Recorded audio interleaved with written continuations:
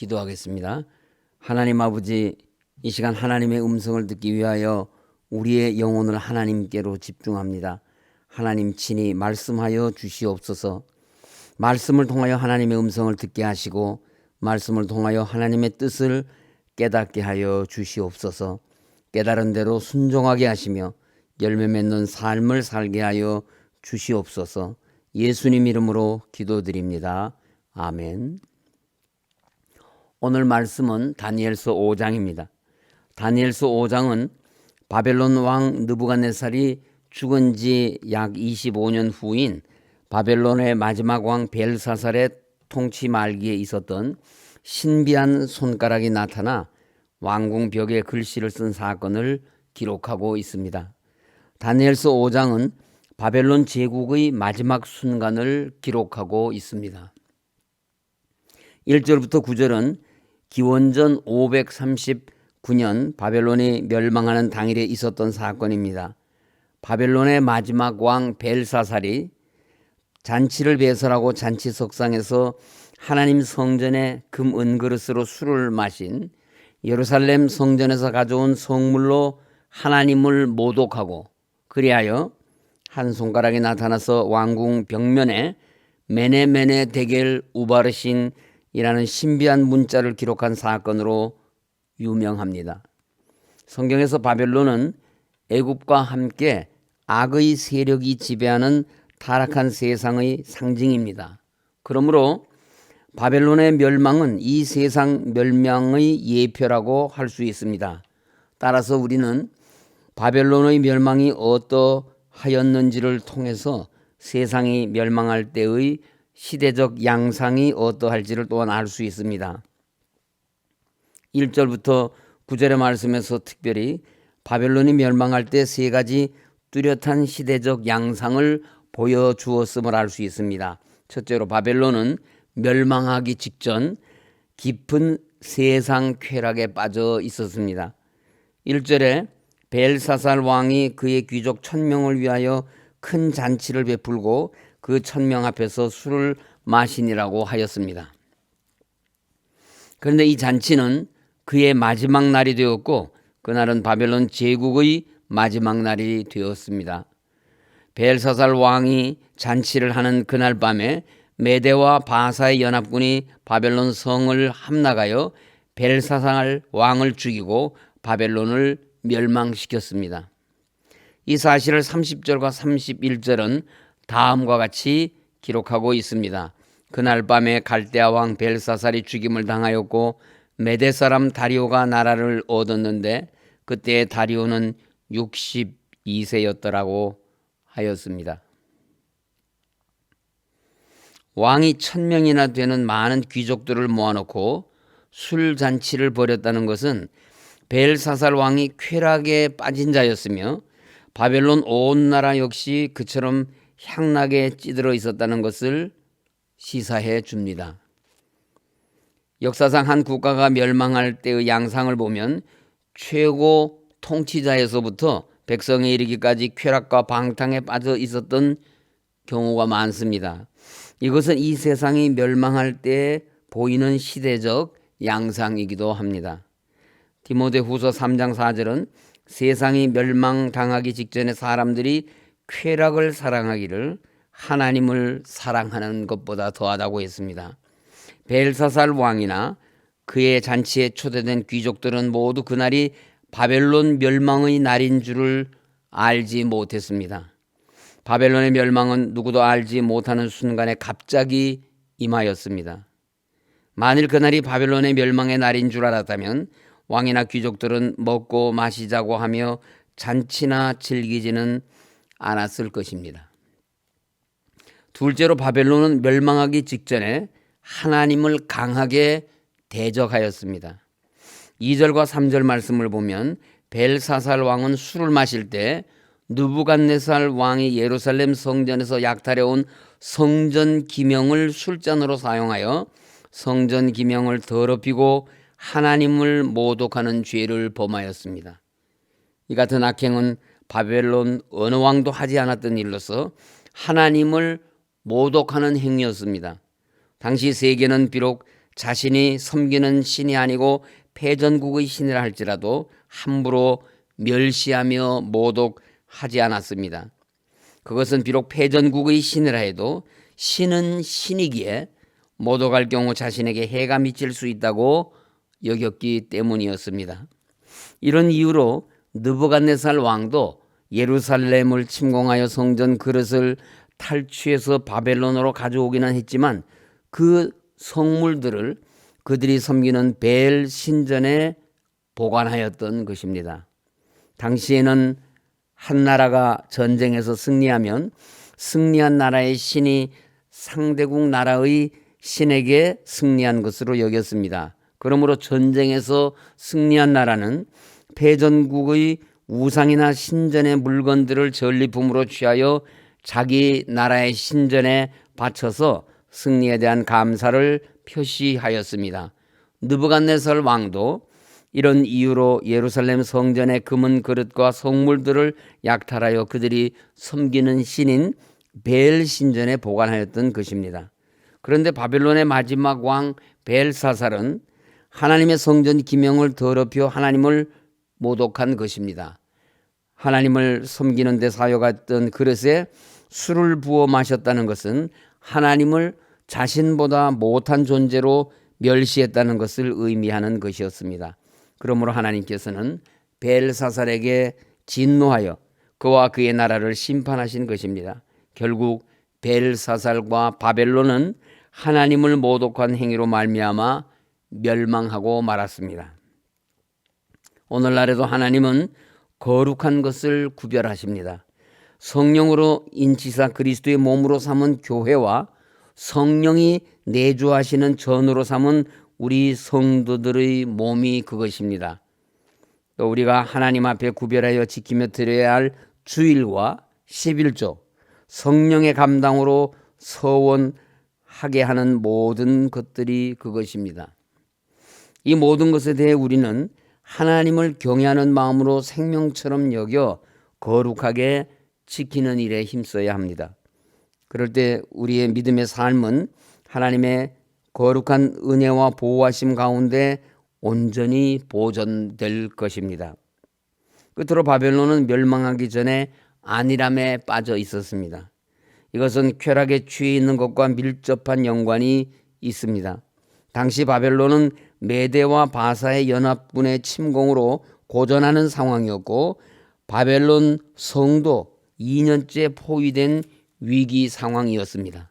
그럼에도 불구하고 벨사살 왕이 1000명이나 되는 귀족들을 불러서 술잔치를 벌인 것은 바벨론 성은 함락되지 않는다는 안일함에 빠져 있었기 때문입니다. 고고학적 발굴에 따르면 바벨론 성은 성 외곽을 둘러싸고 있던 이중으로 된 성벽이 있었고 성벽의 두께는 4마리의 말이 끄는 전차가 양쪽으로 달릴 정도로 두터웠다고 합니다. 바벨론 성은 외부에서 도무지 뚫을 수 없는 철옹성이었던 것입니다. 여기에 당시 바벨론 성에는 10년간이나 먹을 수 있는 식량이 비축되어 있었다고 하니 벨사살 왕이 성이 포위된 상황에서도 안일함에 빠져 있었던 것도 무리가 아니었습니다. 이 세상도 마지막 때에는 모든 사람들이 하나님의 분명한 심판 사인이 있고 곳곳에 종말의 징조가 나타나도 평안하다, 안전하다 하며 안일함에 빠져 있다가 멸망에 이르게 될 것입니다. 주님은 여러 가지 종말에 있을 징조에 대해 말씀해 주셨습니다. 미리 말씀해 주신 것은 우리로 하여금 이 시대를 정확히 분별하도록 하기 위해서라고 하셨습니다. 오늘 말씀에서 과거 세상 종말의 예표를 할 수 있는 바벨론의 멸망 당시의 정황과 주님께서 주신 말씀을 감안할 때 지금은 종말이 점점 우리에게 가까워지는 시대입니다. 사람들은 쾌락과 안일에 빠져 살며 하나님을 거역할 뿐만 아니라 하나님을 대적하는 일을 서슴지 않고 저지르면서도 아무렇지도 않게 안일에 빠져 살고 있습니다.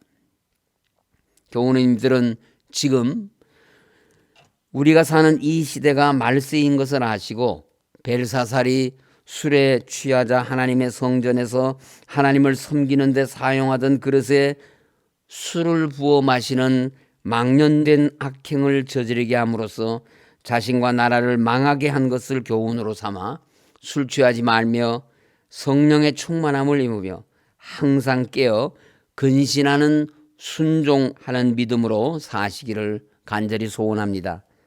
본문 4절 5절 말씀을 보면 그들이 술을 마시고는 그 금, 은, 구리, 쇠, 나무, 돌로 만든 신들을 찬양하니라.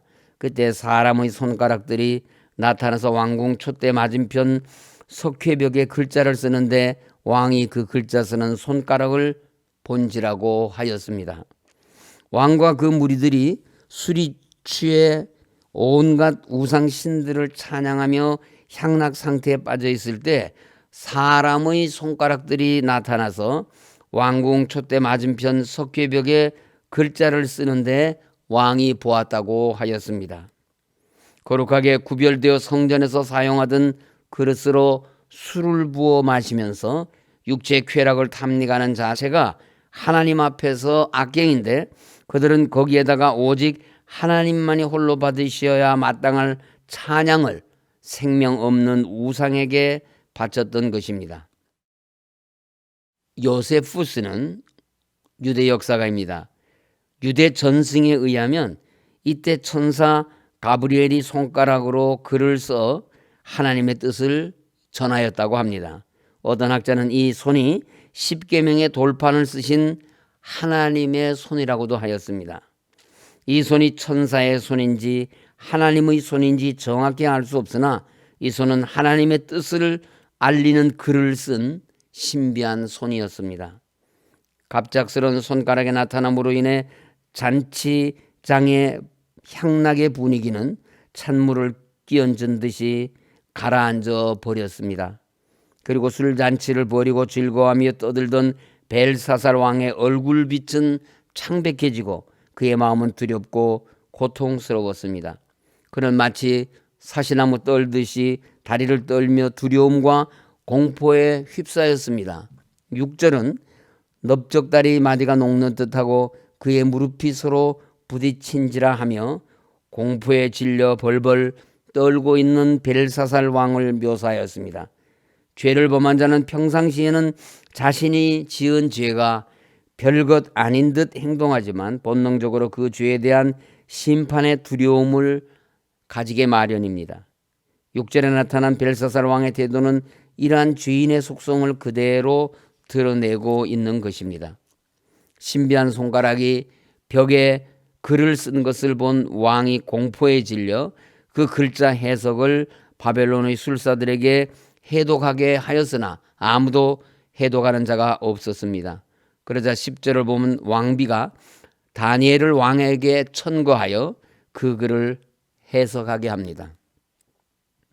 25절을 보면 왕궁 벽면에 기록된 글은 메네메네 데겔 우바르신이라는 것이었습니다. 이 문장은 아람어입니다. 문자적인 의미는 세어보고 세어보고 달아봄에 부족하여 조각을 낸다는 뜻입니다. 26절은 메네는 하나님이 이미 왕의 나라의 시대를 세워서 그것을 끝나게 하셨다는 의미라고 하였고 27절은 데겔은 왕을 저울에 달아보니 부족함이 보였다는 의미라고 하였습니다. 그리고 28절은 신비의 문자 중 베레스에 대한 해석인데 베레스는 왕의 나라가 나뉘어서 메대와 바사 사람에게 준바되었다는 뜻인데 베레스는 우바르 신의 단수형입니다. 이 말 하나님께서 바벨론의 죄악들을 일일이 살펴보신 결과 그 죄악이 관영하여 심판을 더 이상 늦출 수 없는 데까지 이르게 되었으며 이제 바벨론을 멸망시켜 메대와 바사에게 나누어 주신다는 뜻입니다. 한마디로 말하면 바벨론을 향한 멸망의 심판 선언입니다. 바벨론 제국은 하나님을 경외하지 않은 세상의 상징입니다. 따라서 바벨론 멸망은 곧 세상 멸망의 예표적 사건입니다. 그리고 바벨론의 멸망 선언인 메네메네 대결 우바르시는 단지 바벨론만의 멸망 선언으로 그치지 않고 세상을 향한 멸망 선언이기도 한 것입니다.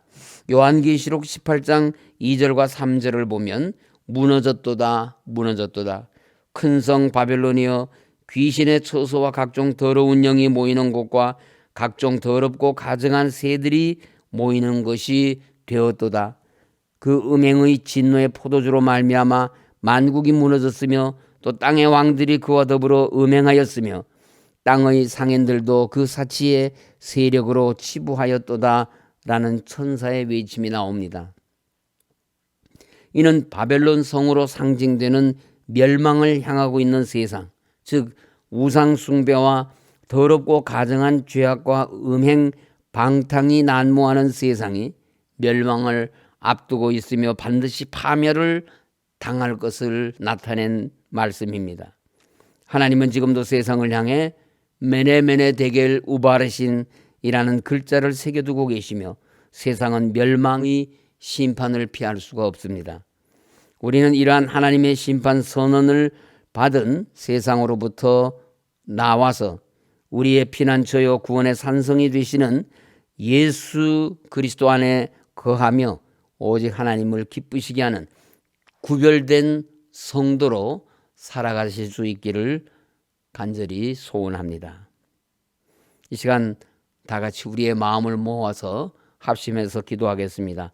첫째는 우리 모두 사순절을 통하여 주님을 깊이 묵상하고 시험을 이기신 주님처럼 우리 모두 믿음으로 시험을 이길 수 있도록 기도하겠습니다. 둘째는 서울교회 정상화를 위한 특별위원회를 통하여 우리 교회가 하나님께서 기뻐하시는 교회로 온전히 회복되고 바로 세워지고 부흥될 수 있도록. 셋째는 이 나라가 참된 자유와 법 질서 위에 바로 세워지고 나라의 지도자들이 국정을 바르게 수행하여 국민들의 마음이 하나 되게 하시어 복음화된 통일조국 속히 이루어져서 남과 북이 하나 되어 세계를 향하여 복음을 들고 나아가는 제사장 나라 될 수 있도록.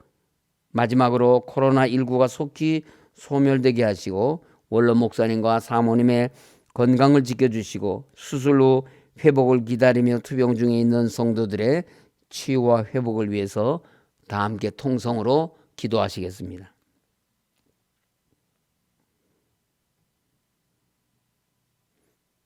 하나님 아버지, 이 사순절 기간에 주님의 말씀에 저희들 자신을 비추어 보기를 원합니다. 저희들 자신을 돌아보기를 원합니다. 주님께서 말씀을 주셨으나 저희들은 주님의 말씀을 온전히 순종하지 못하였습니다. 사순절을 통하여 주님의 말씀을 깊이 깨닫게 하시고 깨달은 말씀대로 순종하는 저희들이 되게 하여 주시옵소서. 그리하여 주님의 거룩하신 뜻이 저희들을 통해서 이루어지게 하여 주시옵소서. 주님, 저희들에게 믿음을 주시어서 믿음으로 시험을 이기게 하여 주시옵소서. 그리하여 주님의 몸 되신 교회가 하나님께서 기뻐하시는 교회로 온전히 회복되게 하시고 이 교회를 통하여 하나님께서 영광을 받아 주시옵소서. 주의 복음을 가르치고 증거하며 이 땅의 빈약한 자들을 섬기는 교회 될 수 있도록 인도하여 주시옵소서. 서울교회 정상화를 위한 특별위원회를 축복하여 주시고 우리 교회가 하나님께서 기뻐하시는 교회로 온전히 회복되고 바로 세워지고 부흥될 수 있도록 역사하여 주시옵소서. 나라를 위해 기도드립니다. 이 나라가 참된 자유와 법 질서 위에 바로 세워질 수 있도록 먼저 나라의 지도자들이 국정을 바르게 수행하여 국민들의 마음이 하나 되게 하시고 복음화된 통일조국 속히 이루어져서 남과 북이 세계를 향하여 복음을 들고 함께 나아갈 수 있는 제사장 나라 되게 하여 주시옵소서. 코로나19가 속히 소멸되게 하셔서 감염병의 공포와 생계의 위기에 내몰린 백성들의 생명을 지켜 주시옵소서. 백신의 개발과 생산과 공급에 차질이 없게 하시고 원로 목사님과 사모님 건강을 지켜주시고 수술과 투병 중에 있는 성도들을 치료하여 주시고 회복시켜 주시옵소서. 오늘도 우리 흩어져 있는 모든 성도들 주님과 동행하는 복된 한 날 될 수 있도록 인도하여 주실 줄을 믿사오며 예수님 이름으로 기도드립니다. 아멘.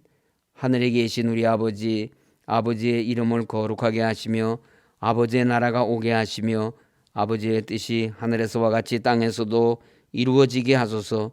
오늘 우리에게 일용할 양식을 주시고 우리가 우리에게 잘못한 사람을 용서하여 준 것 같이 우리 죄를 용서하여 주시고 우리를 시험에 빠지지 않게 하시고 악에서 구하소서. 나라와 권능과 영광이 영원히 아버지의 것입니다. 아멘.